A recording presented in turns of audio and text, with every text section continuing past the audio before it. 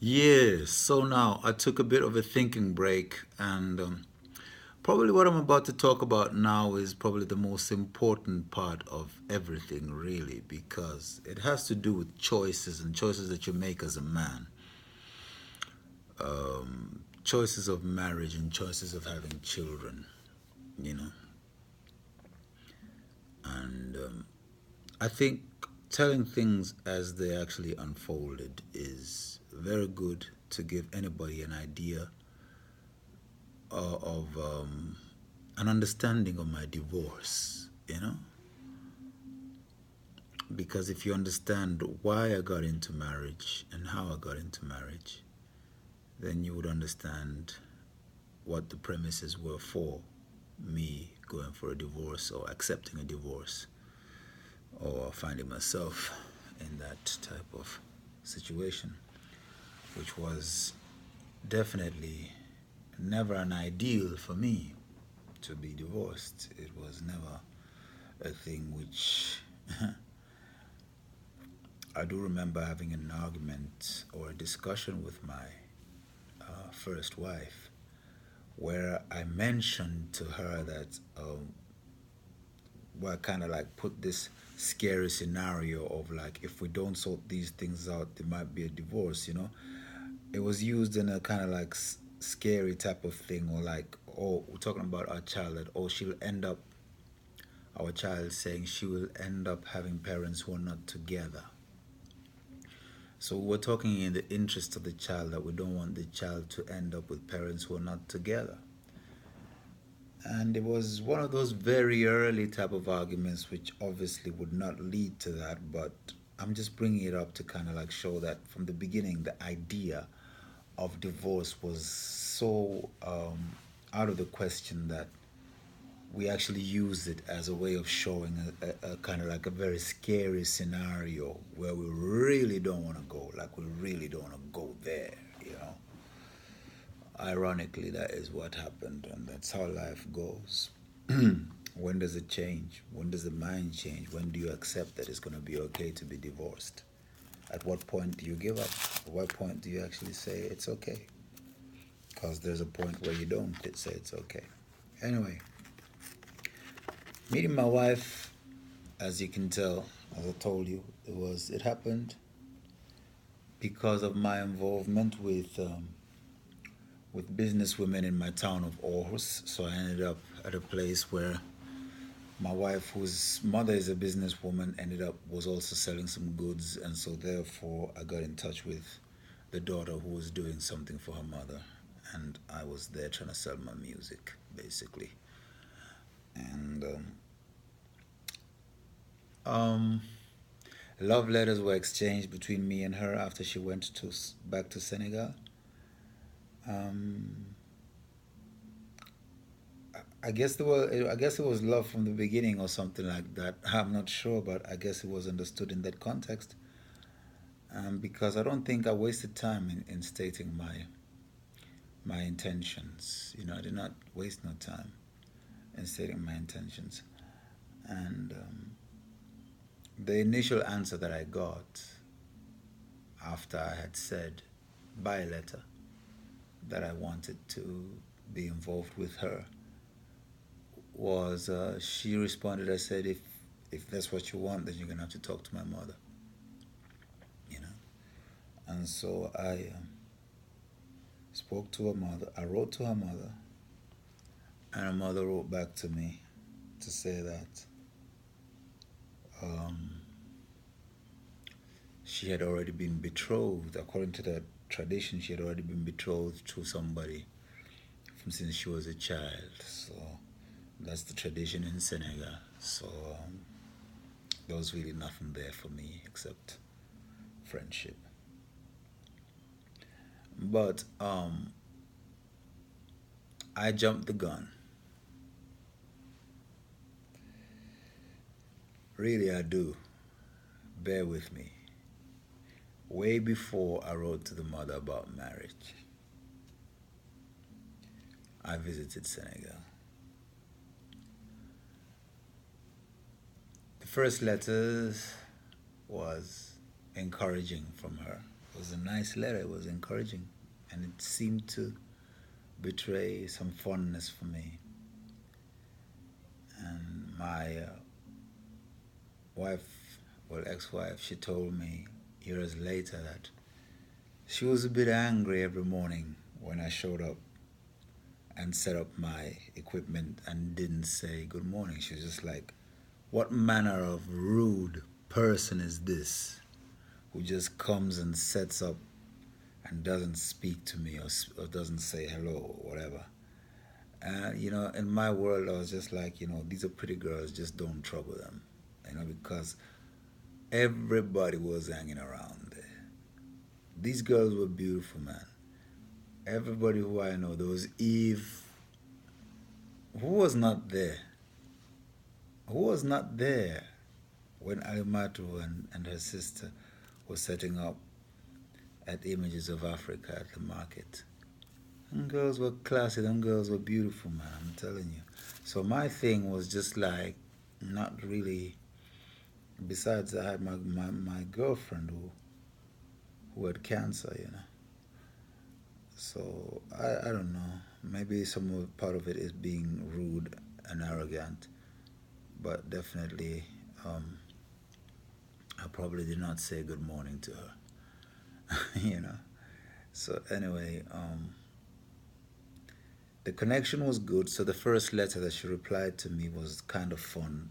She seemed to be fond of me, which I really welcomed. And so the friendship ensured, and I started making plans of going to Senegal because she put me in touch with her uncle, and her uncle was talking about music and music business. So that's when it started getting serious, because before it was like, well, I'll go to Senegal for a girl. It was like a bit okay. By this time, everything between me and Sonia has kind of like come to an, because then I discovered that she wasn't sick with cancer, and I had to wonder, like, yo, babes, what's up? Like, who does that? You know, who says they're sick with cancer when they're not? You know, so anyway, so by now I was kind of like, yeah, I was on the pursuit. I liked the girl. I'd already got it in my mind that she was my wife. Somehow it was just set, you know. I remember clearly the very first time I saw her at the show that I played. I just saw this face and I just said to myself, wow, this is serious. That was my first thought. I just saw this very serious beauty, you know. Anyway, where did I get to?